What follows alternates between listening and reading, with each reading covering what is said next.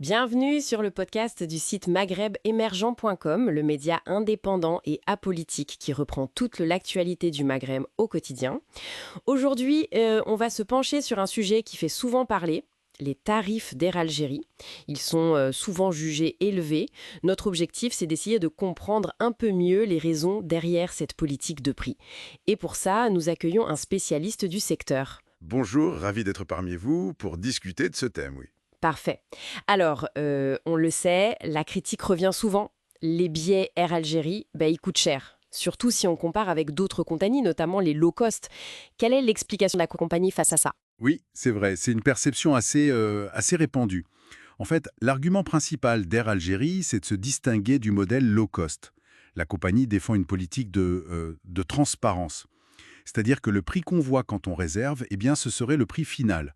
L'idée, c'est vraiment d'éviter tous ces frais supplémentaires qu'on peut avoir ailleurs, pour l'enregistrement ou même pour choisir son siège, ce genre de choses. Ah, d'accord. Donc, si je comprends bien, l'idée, c'est de vendre un package plus complet dès le départ, plutôt qu'un siège seul. Un peu un pari sur la clarté, même si le prix de base peut sembler plus haut au premier abord. Mais alors, qu'est-ce qu'il y a dedans, concrètement, dans ce prix tout compris? C'est exactement ça. L'argument, c'est la prévisibilité. Selon ce que communique Air Algérie, ce tarif unique, il couvre plusieurs services. D'abord, le vol. C'est souvent un vol direct, sans escale. Ça, c'est un premier point.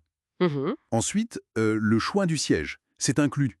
Il n'y a pas de supplément à payer pour ça, contrairement à beaucoup d'autres. D'accord. Il y a aussi un bagage enregistré, donc en soute, qui est compris dans le billet. Et un repas servi à bord. Donc voilà, c'est vraiment un ensemble de prestations qui sont intégrées dès le départ dans le prix affiché. Je vois. C'est vrai que ça simplifie les choses, on paye une fois et on n'a pas à se poser la question des options pour les services de base. On évite un peu ce calcul parfois un peu pénible où il faut ajouter le bagage, puis le siège. Tout à fait. C'est l'avantage qui est mis en avant. On sait exactement combien le voyage va coûter au final. Pas de mauvaise surprise au moment de payer ou à l'aéroport. Ça permet de mieux gérer son budget voyage. C'est présenté comme un vrai plus par rapport aux compagnies qui attirent avec des prix très bas au début, mais où la note peut vite grimper. Oui, c'est clair.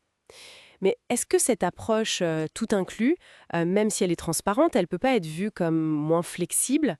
Je veux dire, pour quelqu'un qui voyage léger, sans bagage en soute ou qui n'a pas besoin de repas, est-ce que ce forfait reste quand même intéressant? C'est une bonne question. C'est effectivement la limite potentielle de ce modèle. Il s'adresse peut-être moins aux voyageurs qui cherchent vraiment le prix le plus bas possible, quitte à renoncer à des services. Il vise sans doute plus ceux qui préfèrent la tranquillité d'esprit d'un package complet.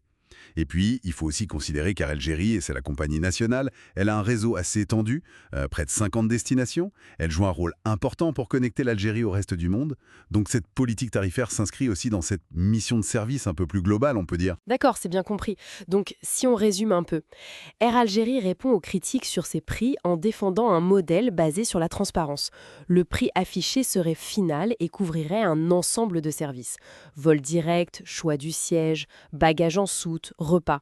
Des choses qui sont souvent en option ailleurs. L'objectif affiché, c'est la clarté et la prévisibilité pour le voyageur. C'est tout à fait ça.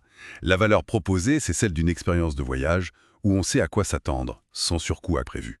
Un forfait complet qui se différencie volontairement du modèle low cost. Merci beaucoup pour ces explications claires sur la logique derrière ces tarifs. Ça soulève une réflexion intéressante pour finir. Est-ce que ce modèle d'offre groupée qui mise sur la prévisibilité est toujours adapté à une demande où peut-être de plus en plus de gens voudraient payer uniquement pour ce qu'ils consomment vraiment? C'est une question qui reste ouverte. Merci pour votre écoute et retrouvez plus d'actualités sur maghrebemergent.com.